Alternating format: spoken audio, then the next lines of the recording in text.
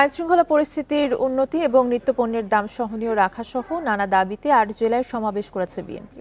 এসব সমাবেশে স্থানীয় নেতাকর্মী ছাড়াও যোগ দেন দলটির শীর্ষ নেতারা। এ সময় দ্রুত সংস্কার কাজ শেষ করে নির্বাচন আয়োজনের দাবি জানান তারা। ৩১ দফা বাস্তবায়নের লক্ষ্যে কুমিল্লা, বরিশাল, লক্ষ্মীপুর, ফরিদপুর, চুয়াডাঙ্গা, কুড়িগ্রাম, নওগাঁ ও ময়মনসিংহে সমাবেশের আয়োজন করে বিএনপি।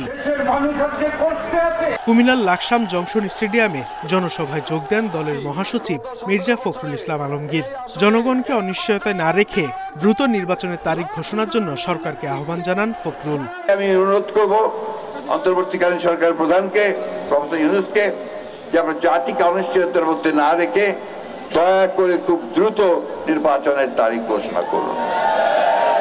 আর অন্যান্য রাজনৈতিক দলের কাছে অনুরোধ করব, এমন কোন কথাবার্তা বলবেন না যাতে জাতির ঐক্য বিনষ্ট হয়।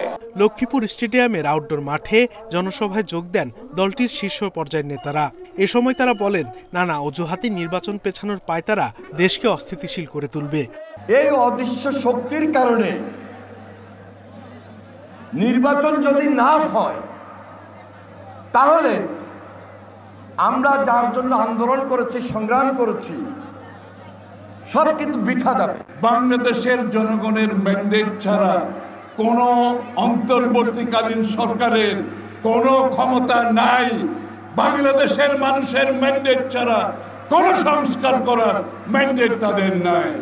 নওগাঁর নওজোয়ান মাঠে আয়োজিত সমাবেশে নেতারা অভিযোগ করেন, স্বৈরাচার সরকারের রেখে যাওয়া সিন্ডিকেট এখনো সক্রিয়, তাই নিত্যপণ্যের দাম ক্রয় ক্ষমতার বাইরে।